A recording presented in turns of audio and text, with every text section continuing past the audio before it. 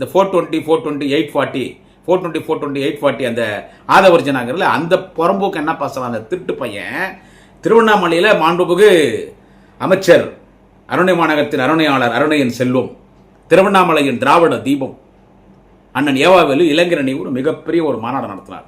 பியூரா 5000 இளைஞர்கள், பியூரா 5000 இளைஞர்கள் யூனிஃபார்மோட ப்ராப்பராக தேர்ந்தெடுத்தவங்க.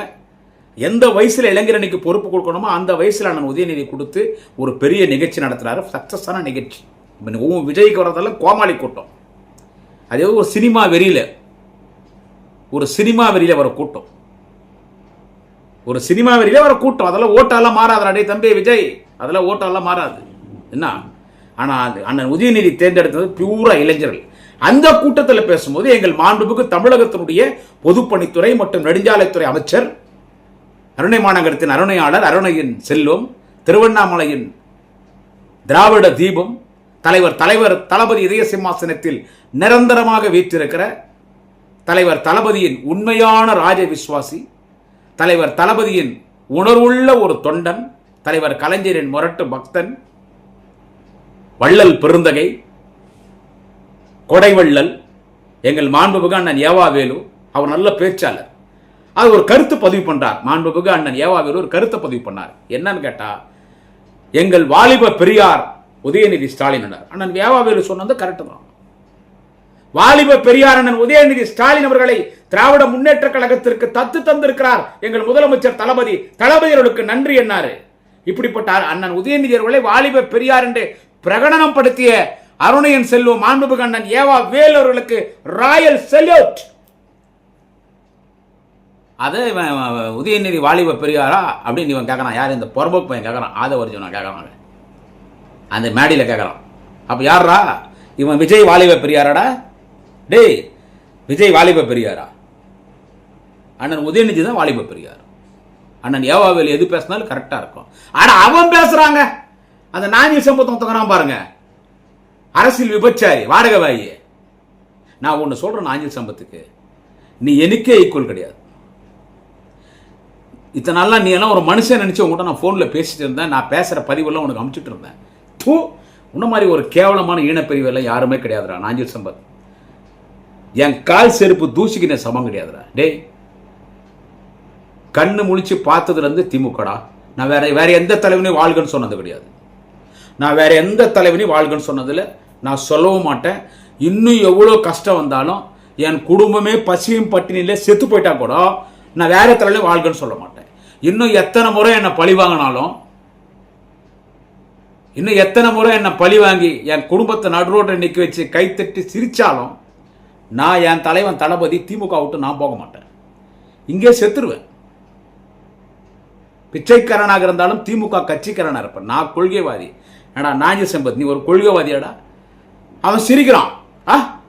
ஏவாவேலு உதயநிதி ஸ்டாலின் வாலிப பெரியார்னு சொல்றன்னு சிரிக்கிறான். பிராஸ்டியூட் சிரிப்பிக்கிறான், விபச்சாரி சிரிக்கிறான். அது வேற மாதிரி சொன்னான், சிரிக்கிறான் அவன். ஏடா நீ போகாத கட்சிக்கு தாடா திமுக, மதிமுக. திமுக இருந்துட்டு கலைஞரின் முதுகுல குத்துன, மதிமுக இருந்த அங்க கூட்ட நடவடிக்கை பேசின, கூட்ட நடந்த வைகோ முதுகுல குத்துன, அப்புறம் அதிமுக போனேன். அப்புறமா என்ன பண்ண, சசிகலா பின்னால போனேன், அப்புறமா டிடிவி தினகரன் பின்னால போனேன், அப்புறமா திமுக மேடையில் உன்னை ஏற்றி பேச வச்சாங்க திராவிட இயக்க பேச்சாளர்னு 6 வருஷம். என்ன மாதிரி வறுமையில் இருக்கிற பேச்சாளர்கள் கூட்டம் இல்லை, எல்லா கூட்டம் உனக்கு கொடுத்து 50,000 லட்சம் ரூபான்னு கொடுத்தாங்க, 2 லட்சமும் கொடுத்தாங்க, வாங்கின்னு பேசினேன். இப்போ விஜய் கட்சிக்கு போய்கிற கூலிக்கு மாரடிக்கிறதுக்கு அவன் சிரிக்கிறான். ஏவாவேலு உதயநிதி வாலிப பெரியார்னு சொல்லாமன்னு நீ சொன்னியடா நாஞ்சில் சம்பத். நீ சொன்னியே. இவன் நாஞ்சில் சம்பத் எப்படின்னு கேட்டீங்கன்னா கமிட் ஆயிட்டான். டிவிக்கையில் ஒரு ரேட் பேசி கமிட் ஆயிட்டான். 2 கோடி கேட்டாங்க, 50 லட்சம் அட்வான்ஸ் எல்லாம் வாங்கிட்டான். 50 லட்சம் அட்வான்ஸ் எல்லாம் வாங்கிட்டு போய் சேர போனான். சேரத்துக்கு முன்னால கொரட்டூர்ல அண்ணன் உதயநிதி ஸ்டாலின் பிறந்தநாள் விழா பொதுக்கூட்டத்தில் பேசும்போது இவன் பேசுறானே, எதிர்காலம் இருக்கிற ஒரு இளைஞன் உதயநிதி ஸ்டாலின், வாலிப பெரியார் உதயநிதி ஸ்டாலின், வாலிப அண்ணா உதயநிதி ஸ்டாலின், வாலிப கலைஞர் உதயநிதி ஸ்டாலின், அப்படியே அண்ணன் உதயாவை புகழ்ந்து பேசினான். ஒரு இளைஞர் அணி சார்பாக பேச்சாளர் விண்ணப்பிச்சும் போது 17,500 பேர் விண்ணப்பிச்சாங்க.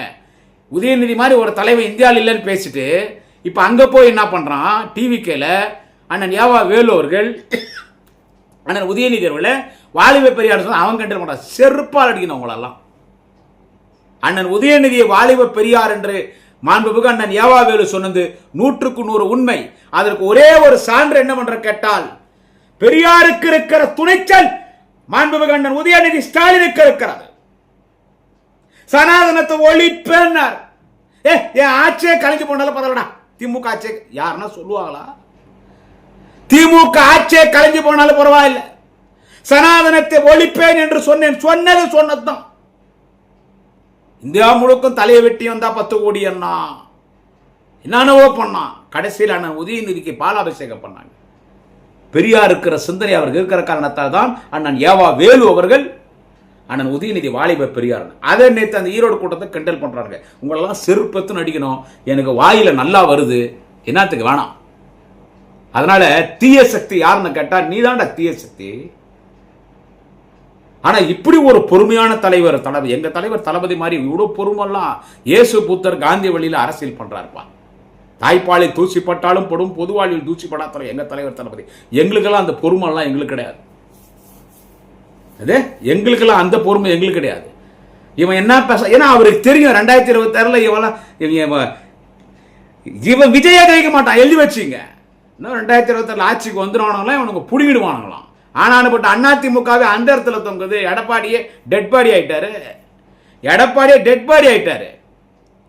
அவன் அன்புமணி அவ்வளோ எதிர்த்தான் திமுக, அவன் கட்சியே போச்சு, சின்னமே இல்லை கட்சிக்கு, அரசியல் கட்சி அந்தஸ்தே போய் புறம்போக்கு கட்சி ஆகி போச்சு, புறம்போக்கு ஆயிட்டான் அன்புமணி. திமுக எதிர்த்த எவனும் வாழ்ந்ததில்லை. இவன் விஜய் புடுங்கிடுவானா? தீய சக்தியா? செருப்படி வாங்குவ விஜய்க்கு சொல்றேன்.